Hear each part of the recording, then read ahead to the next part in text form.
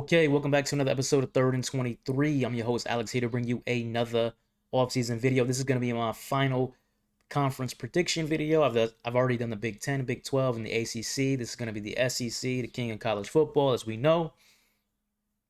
In this video, I'm going to talk about my how I believe the top five standings are gonna pan out, who I believe the conference champion is going to be, and where I see some futures, conference champion future value picks as well. So let's go ahead and get into it. So here's my predictions for how I believe the SEC is going to shake out in terms of the top five. No surprises at the top. I have Texas finishing at the top of the standings, and I have Texas winning the SEC over LSU. This second place in the SEC, that's floated around between a number of different teams, depending on what prognosticators you're looking at, who you like to watch, who you like to follow. It can be anyone from LSU to about 8 other teams they have finishing second. So let's dive into each one of these teams. So starting at the top, we'll start with Texas. They're a loaded roster. They're plus 270 for a reason. They're preseason number one for a reason. They have a Heisman. He's the Archman, and currently he's the front runner for the Heisman Trophy. They got a great duo at running back with Q and CJ Baxter coming back. They have great wide receivers led by Wingo for Arch Manning to throw to. The biggest question mark on offense is going to be that O-line, where I believe they lost 4 starters in the O-line. So we're going to have to see how that shakes out. And then you look at them defensively. All-American type players, every level of the defense. They're going to have a great edge rushing tandem led by Colin Simmons. You got Anthony Hill, probably the best linebacker in college football. And you got Michael Taft, I wouldn't call him the best safety in college football because that's Caleb Downs, but he's up there in that conversation. So Texas is loaded. They got a great team. It's gonna be it'll be a major shock to me if Texas didn't, at a bare minimum, make it to the SEC championship game.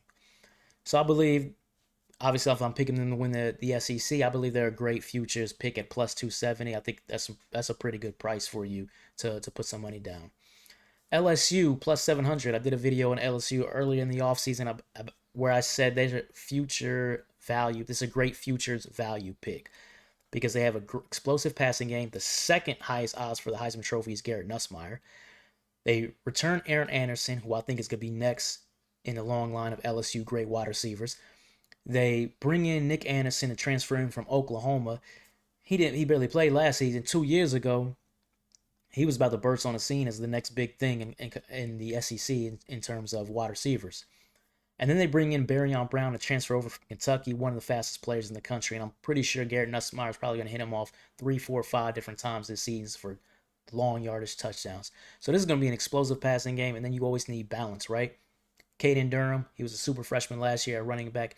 He returns for a sophomore year, so they got that balance. Only question with LSU on the offensive side, similar to Texas, offensive line. They lost a bunch of guys to the NFL, so those are some questions they're going to need answered this season. But defense is the biggest thing that could haunt them. The defense has been an issue now for a few years. The secondary has been really weak, and there was improvement last year. They need to take another step forward. I think they can with Ashton Stamps at corner to be able to make it to the SEC title game. Again, plus 700. I think this is great value. This is a bet that I would strongly consider doing. When you have an offense this good on any given Saturday, they could definitely win that game. Alabama coming in at third at plus 380. Alabama's got the best defense in the SEC, so that's going to carry them this season. I was shocked when Deontay Lawson decided to come back to school, and a number of other guys as well. These guys could have moved on to the NFL. I think they bring back 10 starters on the defense, 9 or 10 starters defensively.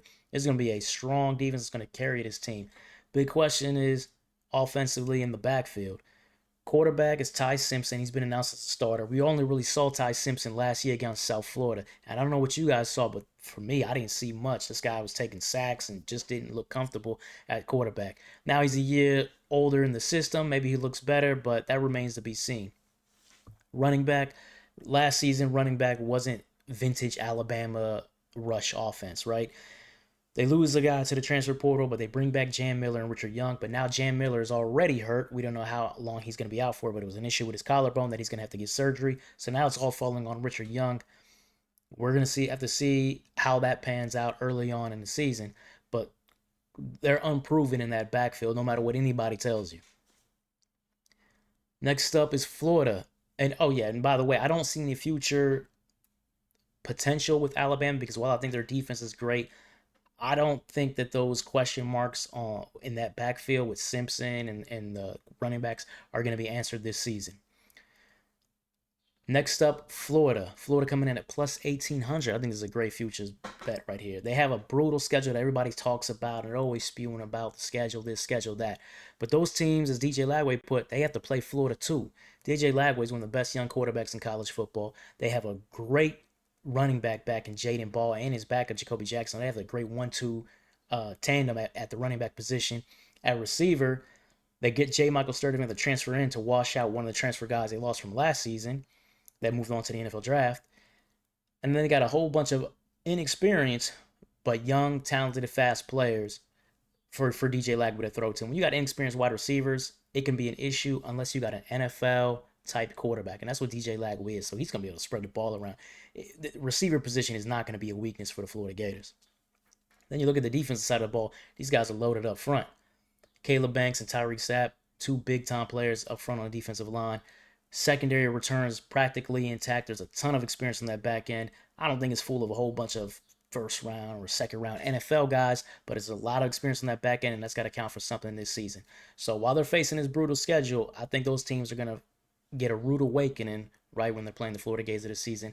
Plus 1,800. If Florida's good enough to navigate the schedule and get to the SEC championship game, which I think they have the potential to do that, plus 1,800 is a great bet to put some dollars down on.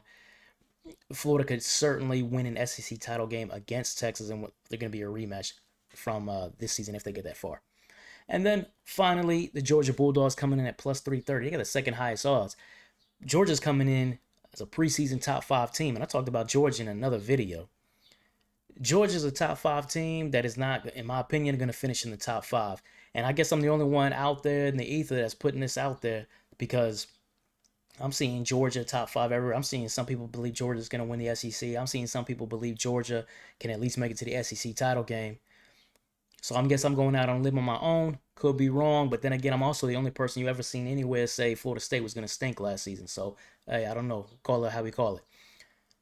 Big question here is the entire offense, in my opinion, outside of receiver. They go and get Noah Thomas, Texas A&M's #1 wide receiver. Cool, good move. They get Zachariah Branch from USC, also a good move.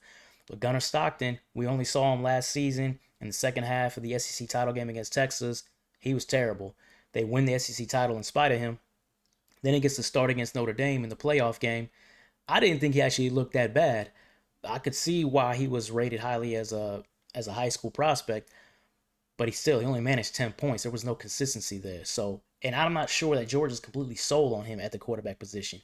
Then you got running back. It's going to be Nate Frazier this season. They were trying to force. I talked about Nate Frazier a lot last year. They're trying to force Nate Frazier on you like he's some top freshman back. That wasn't Adrian Peterson. That wasn't Todd Gurley. He was a 5-star freshman, but Jaden Ball from Florida was a 3-star, and he's way better than Nate Frazier. So that running game is not going to be. It wasn't what it was supposed to, what Georgia's used to last season, and I don't see why it's going to all of a sudden be better this season, particularly when that offensive line, which underperformed last season, all moved on. They got a bunch of new faces on the O-line. I know there's a lot of offseason talk out of Georgia's camp that the O-line is looking really strong. It's going to be a bounce-back year. Well, that remains to be seen once the ball's kicked off because we didn't see it last season, and I don't see how you lose all those players and then automatically improve, and especially with a running back who didn't look good last season to begin with. So questions all over the place on the offensive side. And then defensively, it's just attrition. CJ Allen, monster. Christian Miller, monster. But they don't really have a bunch of those type of guys on the defense this season. Over the last 2 years, Georgia has lost a ton of NFL talent. Then you lost a bunch of guys to the transfer portal as well. Just got to call it what it is. This is a transition, rebuild, bounce back in 2026 kind of year for the defense. This is not going to be vintage Georgia defense, in my opinion. I see 3 losses on the schedule for Georgia. So this is not a good futures pick, in my opinion. This is not a team that's going to make it to the SEC title game. This is not a team that's going to defend their SEC championship this season. I respect Kirby Smart, but this is not going to be the strongest Georgia team that he's had in some time. So anyways, that wraps it up. If you enjoy the content, please like, comment, subscribe, as I'm going to put out my natty preview, and then we move into my weekly bets where I'll talk about how I performed last season and how I hope to perform this upcoming season. Take care.